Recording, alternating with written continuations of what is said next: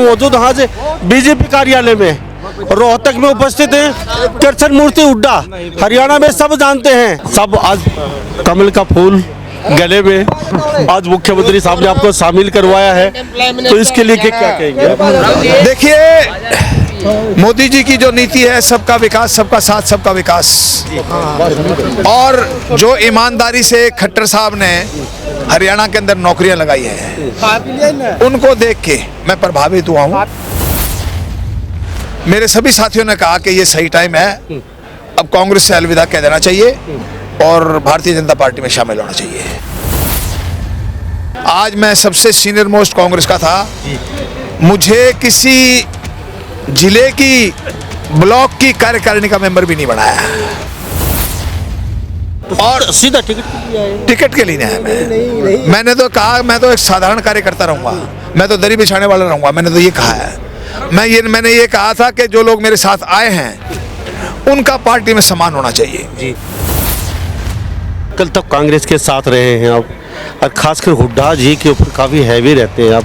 आज फिर हुड्डा पे आपने सीधा सीधा तीखा हमला बोला है, तो कहीं ना कहीं बीजेपी भी कहीं ना कहीं भुना रही है मौके को। कृष्ण मूर्ति हुड्डा को लेके आए तो कलोई विधानसभा क्षेत्र से कहीं कि हुड्डा के गढ़ को तोड़ सकते हैं।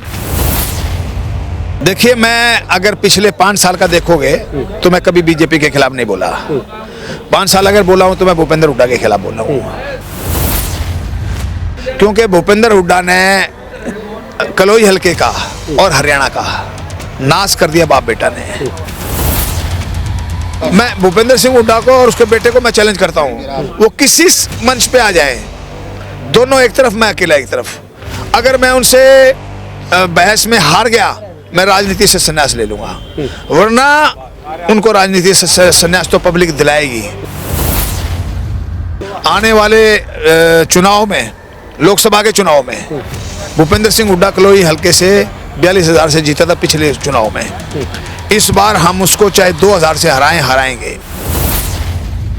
कि आने वाला टाइम बाप बेटा के लिए, भूपेंद्र सिंह और उसके बेटे दीपेंद्र के लिए बड़ा घातक होगा।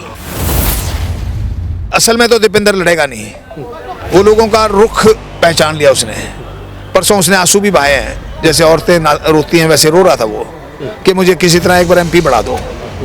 तो जो आदमी पहले चुनाव से पहले ही हार मान ले, वो चुनाव कैसे जीत सकता है? चुनाव लड़ने का सबका हक होता है। अगर पार्टी जिम्मेवारी सौंपे लड़ने को लेके, तो आप चुनाव लड़ने के लिए कलोई विधानसभा क्षेत्र भूपेंद्र हुड्डा के सामने तैयार? मैं तो किसी भी चुनाव के लिए तैयार हूँ। जो पार्टी मुझे जिम्मेवारी देगी, मैं वो अच्छी निष्ठा से, ईमानदारी से निभाऊंगा। चाहे वो मुझे लोकसभा देगी तो मैं लोकसभा भी लड़ूंगा, विधानसभा देगी विधानसभा लड़ूंगा। मेरी अपनी कोई डिमांड नहीं है। इनका जो गढ़ था ना, वो टूट चुका है। आने वाले टाइम में भूपेंद्र उसके बेटे दोनों की हार निश्चित है।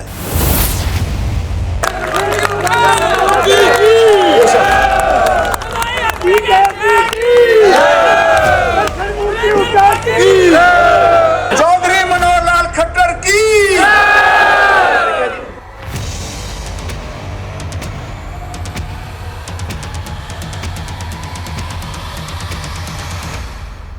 नमस्कार, स्वागत है आपका हरियाणा न्यूज़ 24 पे। मैं हूं मुन्ना लांबा, मेरे सहयोगी हिमांशु लांबा के साथ हम मौजूद आज बीजेपी कार्यालय में रोहतक में उपस्थित हैं कृष्ण मूर्ति हुड्डा। हरियाणा में सब जानते हैं। हुड्डा साहब, आपका बहुत बहुत स्वागत है हरियाणा न्यूज़ 24। जी धन्यवाद आपका।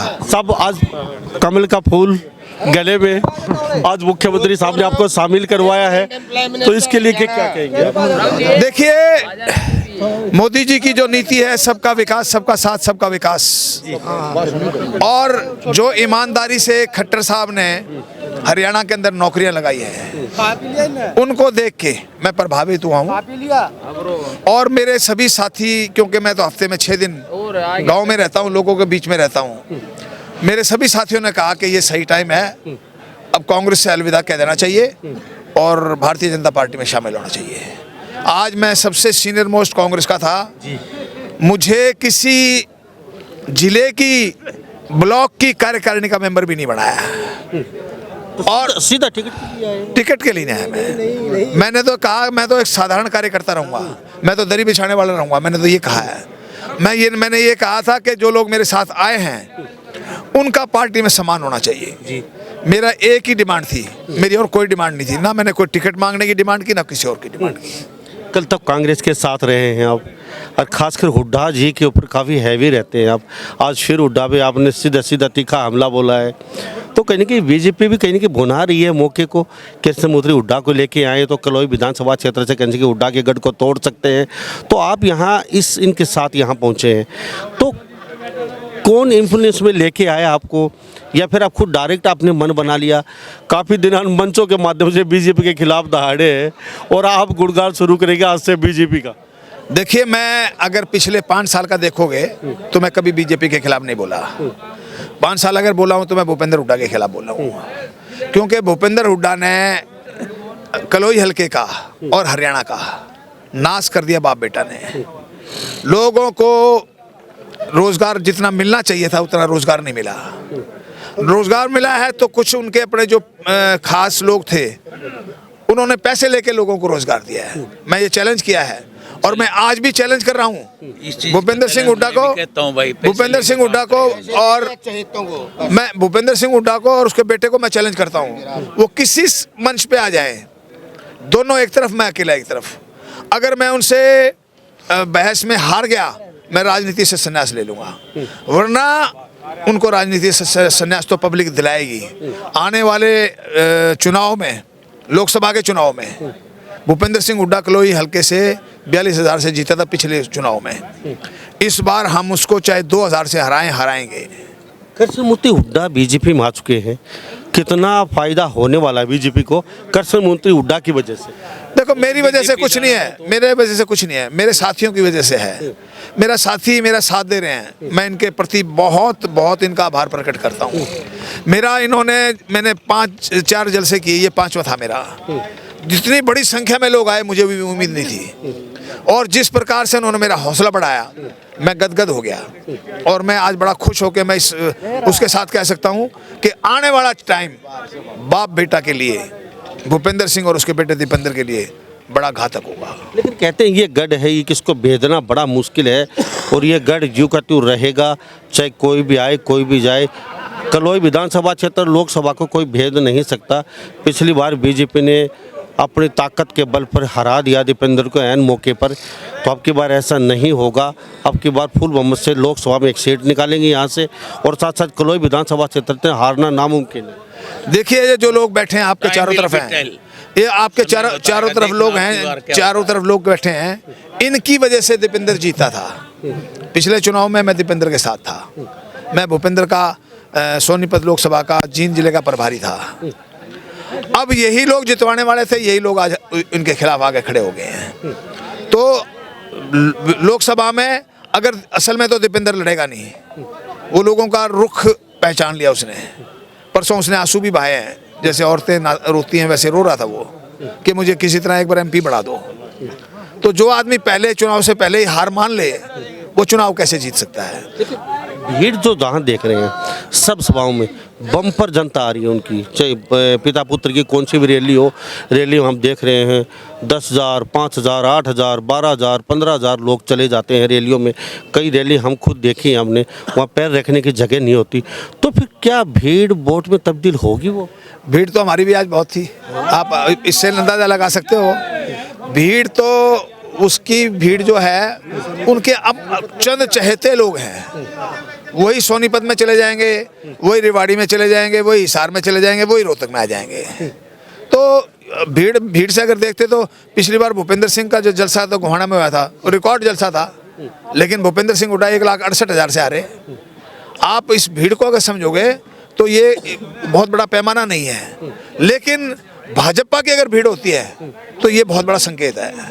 भाजपा का लोग जो है साइलेंट वर्कर है, लेकिन आज जिस प्रकार से मुखर के लोग आए हैं, इससे निश्चित तौर पे रोहतक में भाजपा का जो खुद मुख्यमंत्री ने इस बात को स्वीकार किया है कि भाजपा का ग्राफ जो है वो बढ़ा है। सर, कृष्णमूर्ति जी, मैं एक बात चलते चलते जानना चाहूँगा आपसे।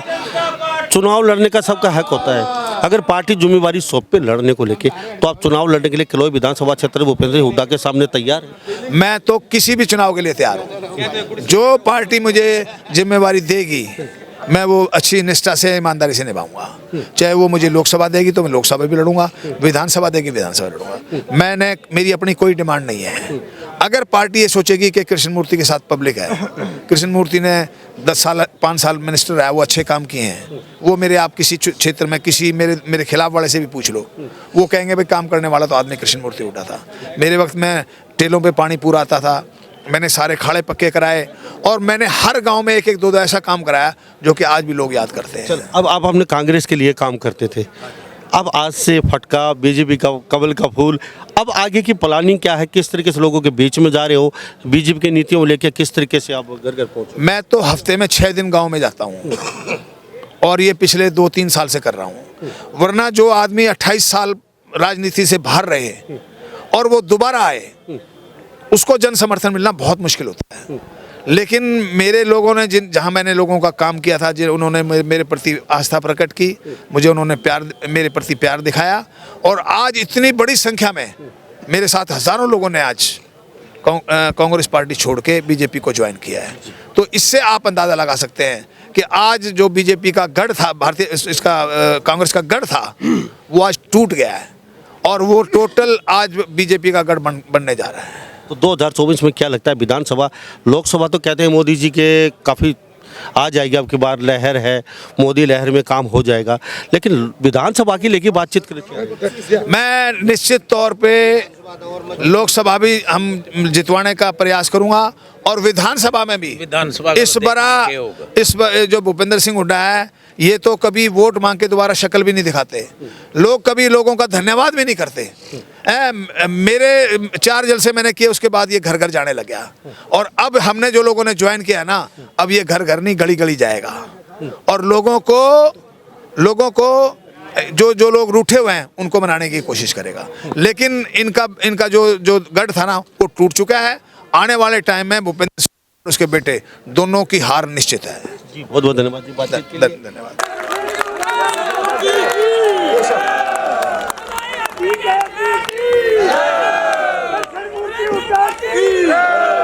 भाई ये कह रहे हैं कि देसी घी का नारा लगा दो एक।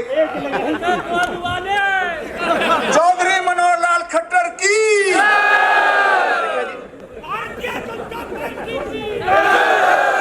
भाइयों आदरणीय हरियाणा के यशस्वी मुख्यमंत्री श्री मनोहर लाल जी खट्टर, भारतीय जनता पार्टी के प्रदेशाध्यक्ष श्रीमान महेश सिंह जी सैनी, हमारे यहाँ के सांसद श्रीमान अरविंद शर्मा जी, दलाल साहब कृषि मंत्री मनीष ग्रोवर जी और मुख्यमंत्री जी के एडवाइजर तरुण भंडारी जी और जो लोग आज भारतीय जनता पार्टी में ज्वाइन किया, जिन्होंने, मैं एक एक का नाम तो नहीं लूंगा क्योंकि मुझे स्वयं बहुत कम टाइम दिया है इन्होंने। मुख्यमंत्री जी 2 बात 3 बात मैं कहना चाहूंगा आपको। अरे बैठ जाइए। मेरा परिवार 1923 से पॉलिटिक्स में है। मेरे ताऊ ने, चौधरी टेकराम ने, भूपेंद्र सिंह हुड्डा के दादा को 1923 में लाहौर असेंबली में यहां से परास्त किया था, उससे चुनाव में जमानत जब्त कराई थी। रिकॉर्ड की बातें बता रहा हूं मैं आपको। उसके बाद मेरे दूसरे ताऊ चौधरी रामस्वरूप ने, देश आजाद होने से पहले 3 बार वो एमएलए रहे और एक बार 1962 में यहां सांपला से एमएलए रहे। मेरे परिवार में 3 एमएलए हैं और भूपेंद्र सिंह हुड्डा का परिवार 5 चुनाव हार चुका था 1991 में। मैं सरकारी नौकरी करता था, मुझे राजीव गांधी नौकरी छुड़वा के लेके आए थे। जो सीट 5 बार हारी हुई थी, इन लोगों की वजह से छठी बार मैंने जीती है। सामने जो लोग आए हैं, मुख्यमंत्री जी, मैं सिर्फ एक ही बात आपसे प्रार्थना करना चाहता हूं कि मेरा चाहे बेशक से कुछ ना करना, लेकिन जो मेरे साथी आज मेरे साथ आए हैं, इनकी पूरी मान सम्मान करना, यही कहने के लिए। एक बात और, मैं आज मौका है, बहुत से खिलाड़ी आए हुए हैं यहाँ, मैं खुद भी खिलाड़ी रहा हूँ, मुख्यमंत्री जी हरियाणा का टॉप का बैट्समैन रहा हूँ क्रिकेट का। 30,000 रुपए मैं आज बीसीसीआई से पेंशन ले रहा हूँ। और हरियाणा में 1967 से लेके जब हरियाणा पंजाब इकट्ठा था, मैं पंजाब की तरफ से भी खेलता रहा हूँ और मैं बीसीएससी के नेको कमेटियों का मेंबर भी रहा हूँ। और 1900 आजादी से पहले हमारा परिवार यहाँ लोगों के लिए, हिंदुओं के लिए रक्षा करता था। कलानौर में आप रहे, कलानौर का कोड़ा अगर तोड़वाया तो मेरे परिवार ने तोड़वाया। ये रिकॉर्ड की बातें मैं आपको बता रहा हूं। और एक बात और कहूंगा, बहुत से स्पोर्ट्समैन आए हुए हैं यहाँ। 15,000 स्पोर्ट्समैनों का किसी टेक्निकल की वजह से उनका कैश अवार्ड रुका हुआ है। मेरी आपसे प्रार्थना है कि आपके जो डायरेक्टर जनरल हैं उनके पास 2 चार्ज हैं।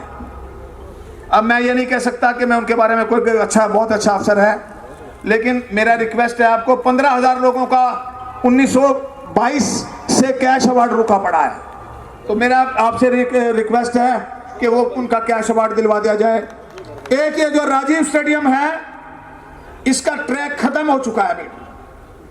मैं ये इसलिए नहीं कह रहा क्योंकि मैं खुद स्पोर्ट्समैन रहा हूं और आपने आज 2 स्पोर्ट्समैनों को ज्वाइन भी कराया है। तो ये 2-3 बातें मैं आपको खास तौर पे कहना चाहता हूं। आज मुझे सिर्फ 1.5 दिन का टाइम दिया था भंडारी जी ने। अगर मुझे 3-4 दिन का टाइम दिया होता तो इतने आदमी आते कि सड़क से पार भी आपको आदमी खत्म नहीं होते। और मैं आपको न्योता दे रहा हूं, मैं आपको न्योता दे रहा हूं, मैं आपको न्योता दे रहा हूं कि आप इसके बाद कभी भी मुझे टाइम देना। कलोई जो कह रहे थे कलोई भूपेंद्र सिंह हुड्डा की है, आज आपने देख लिया, उसके गांव से आज सैकड़ों लोग उसके गांव से भी आए हुए हैं। और लोगों के काम नहीं हुए 10 साल में। अगर काम हुए हैं तो पैसे से काम हुए हैं, मैं सरेआम चैलेंज के साथ कहता हूं। और मुख्यमंत्री जी, मैंने बाप बेटा को चैलेंज किया है। आज बेटा तो आंसू बहा रहा है एमपी बनने के लिए। लोगों में साल जो जैसे औरतें आंसू बहाती है ना, इस प्रकार से आंसू बहा रहा है कि मुझे तो एक बार एमपी बना दो। तो आपको यही कहने के लिए आए हैं, पिछली बार कलोई हल्के से 42,000 की लीड थी उसकी, इस बार हम लीड, टोटल लीड खत्म कर देंगे। बताओ करोगे या नहीं करोगे? तो मैं लंबी चौड़ी तकरीर नहीं कहना चाहता। भाई मनीष ग्रोवर जी मेरे साथी हैं, हमारे कलोई हल्के के बहुत लोग शहर में रहते हैं। मैंने इनको वायदा किया हुआ है कि भाई जो मेरे साथी शहर में रहते हैं, जिन्होंने शहर में मकान बनाया हुआ है, शहर में वोटर बनाया है, मैं सारे के सारे लोगों के आपके साथ खड़ा करूंगा। और भाई ये पॉलिटिकल एडवाइजर है तरुण जी, ये मेरे साथी रहे, इन्होंने मुझे कन्विंस किया है कि मैं भारतीय जनता पार्टी में आऊंगा। मैं कार्यकर्ता, कांग्रेस में भी कार्यकर्ता रहा हूं और मैं भारतीय जनता पार्टी में भी दरी बिछाने वाला कार्यकर्ता रहना चाहता हूं। बहुत बहुत धन्यवाद। जय हिंद।